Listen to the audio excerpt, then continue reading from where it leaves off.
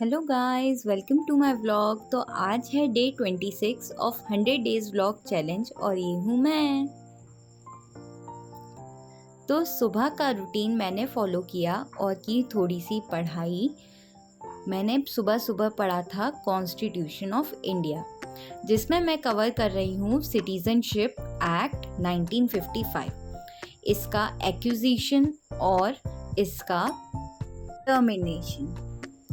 फिर आज मैंने कुछ नया ट्राई किया था, जैसे कि एंट्री फिल्स करना। एंट्री फिल करना मतलब कि मेरे पापा का बिजनेस है, उनका फार्मर से रिलेटेड बिजनेस है। उस काम में किसने क्या खरीदा, पूरा उसको फाइल मतलब ऑनलाइन पोर्टल पे उसको अपलोड करना पड़ता है, क्योंकि ये पूरा गवर्नमेंट हैंडेड ओवर काम है। इसमें आप मतलब इसमें उन गवर्नमेंट ने कोई गुंजाइश नहीं छोड़ी है कि आप एक भी फार्मर की डिटेल को मिस कर दें।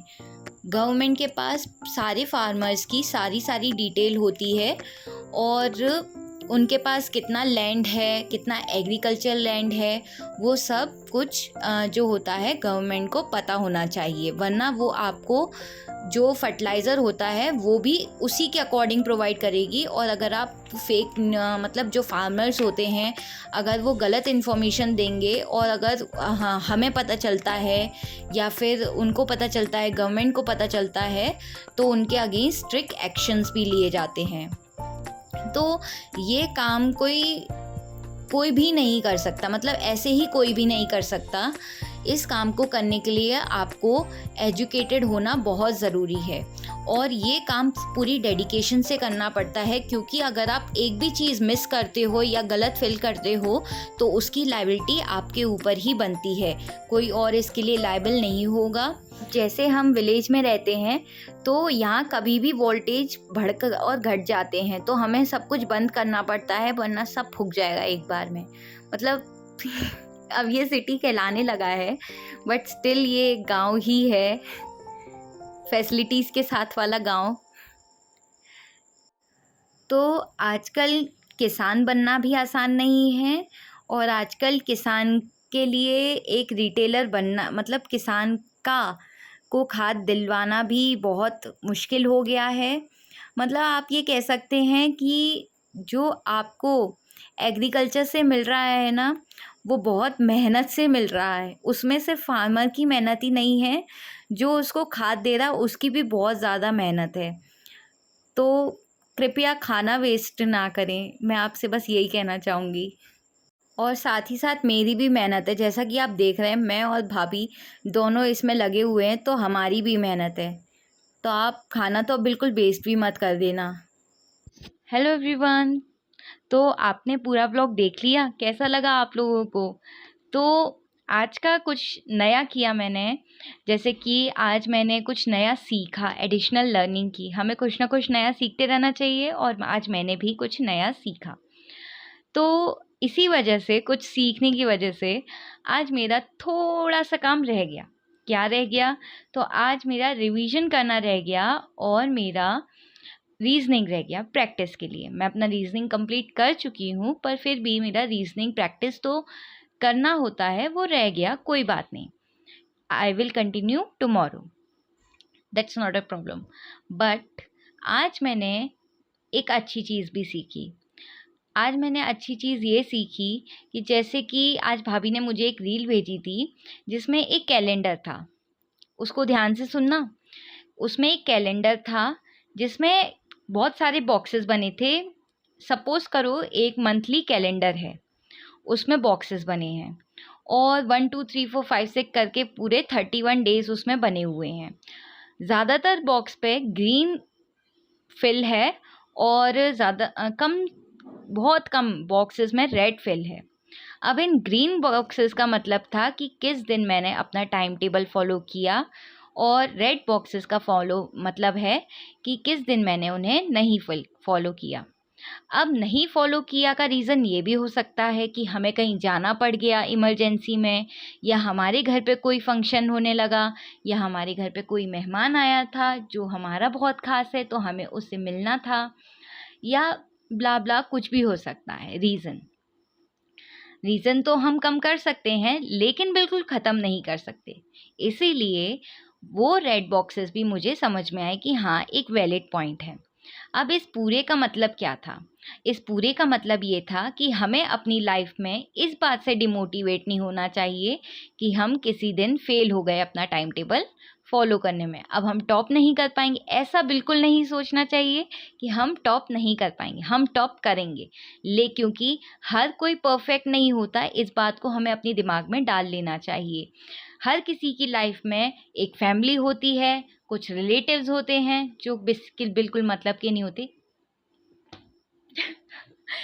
रिलेटिव्स मतलब के होते हैं तो ये बात को समझते हुए कि हमें काम पड़ सकते हैं, हमें कहीं जाना पड़ सकता है इमरजेंसी में, फैमिली में कोई काम हो सकता है, बहुत सारे सो ऑन रीजंस, तो उसकी वजह से हमारी कंसिस्टेंसी कभी कभी हमें छोड़नी पड़ सकती है। तो उन ग्रीन बॉक्सेस को ज़्यादा देख के मुझे ये पता पड़ा कि कंसिस्टेंसी तो है लाइफ में और हमें हमेशा 70% कंसिस्टेंसी बना के रखनी चाहिए। हम जब बनाते हैं ना कि अपना एक मतलब वो बनाते हैं अपना एक, क्या कहते हैं जिसे हम एनालिसिस, जिसे हम एनालिसिस कहते हैं, वो करा था। उसने अपने पूरे मंथ का एनालिसिस करा था कि कब मैंने अपना फॉलो किया, कब नहीं किया। तो हम भी अपना ऐसे कर सकते हैं।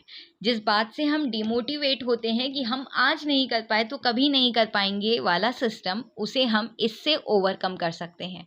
ये भी एक तरह का फियर होता है और ये सिर्फ आप में या मुझ में नहीं होता, ये सब में होता है। सारे एस्पिरेंट्स, चाहे वो कितने भी बड़े हो जाएं या कितने भी छोटे हो, सब में एक फियर ये होता ही होता है कि अगर एक भी दिन मिस कर दिया तो कहीं हम इस रेस में पीछे ना छूट जाए। सबसे पहली बात तो हम किसी और से कंपटीशन नहीं कर रहे हैं, हमारा कंपटीशन बस हमसे ही है।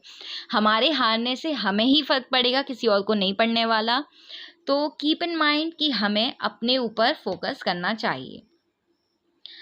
अब दूसरी बात ये कि उस कैलेंडर का तो सबको समझ में आया होगा कि वो बहुत ही अच्छा लगा मुझे वो सिस्टम, एंड मैं भी वो चीज़ ट्राई करूँगी। बहुत कोशिश करूँगी कि 70% तो मैं मेंटेन करके चलूँ, ताकि मैं एक लेवल सेट करके चलूँ अपने लिए। मैं कोशिश करूँगी मैं 100% करूँ, लेकिन मैं अपने ऊपर प्रेशर नहीं डालूँगी इस बात का कि एक दिन छूट गया तो मैं अपने आगे के दिन भी ख़राब कर लूँ। Your one day will not decide your future, ठीक है, but that day will destroy your future, अगर आपने उसको अपने ऊपर हावी होने दिया। और अगर आपको लगता है, जैसे कि मेरे दिमाग में एक आइडिया आया है कि मैं अपने वीडियो के एंड में एक चीज़ ऐड ऑन करूं कि मैं रोज़ आपको एक अच्छी चीज़ बताऊं, मतलब कि जिससे आप मोटिवेट हो। क्योंकि मैं भी अपने दिमाग में एक ऐसी चीज़ लेके चलती हूं हमेशा, मतलब जब भी मुझे लगता है ना कि मैं भटक रही हूँ रास्ते से, मैं मौज मस्ती में ज़्यादा जा रही हूँ, मुझको कंसिस्टेंसी बनाने के लिए किसी एक चीज़ की ज़रूरत है, तो मैं क्या करती हूँ कि मैं मोटिवेशन ढूंढती हूँ।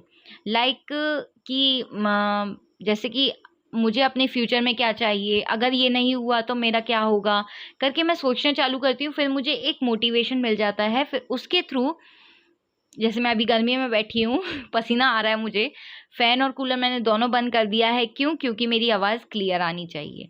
एक मोटिवेशन ही है कि मेरी वीडियो वायरल होनी चाहिए, है ना? तो वही चीज़ है कि एक मोटिवेशन आपको बहुत आगे ले जा सकती है। तो इसीलिए हम एक ही मोटिवेशन पे अपनी पूरी जर्नी को कर सके तो बहुत अच्छी बात है।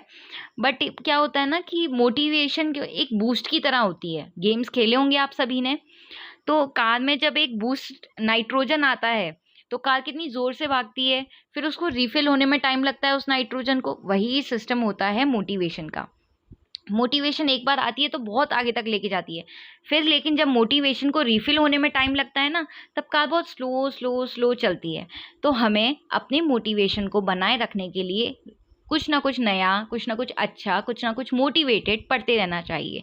तो मैं ये सोच रही थी क्यों ना मैं आपको एक मोटिवेशन रोज़ दूँ, एक वजह रोज़ दूँ, क्यों आपको पढ़ना चाहिए, क्यों आपको अपनी लाइफ में खुद को प्रायोरिटी देनी चाहिए स्टडी के लिए, क्यों आपको नॉलेज गेन करके कुछ बनना चाहिए। मतलब दुनिया भर का ज्ञान तो मैं भी नहीं कहती कि आपको इकट्ठा कर लेना चाहिए और आपको पूरी दुनिया में सबसे ज्ञानी होना चाहिए, नहीं। आपको ज्ञान सिर्फ एक एग्ज़ाम क्रैक करने के लिए चाहिए।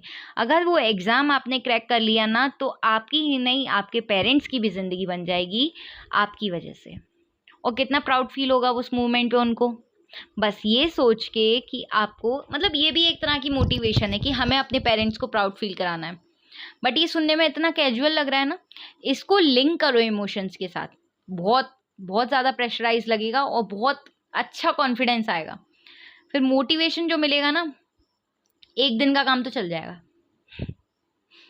इसलिए हमें रोज़ ना कुछ अच्छा पढ़ना चाहिए, ताकि हमें रोज़ कुछ ना कुछ मोटिवेशन पुश मिले और हम अच्छा कर जाएं। ठीक है, तो इसी के साथ मैं ब्लॉग को करती हूँ एंड। पसंद आया हो तो like, share, subscribe and thank you so much for watching.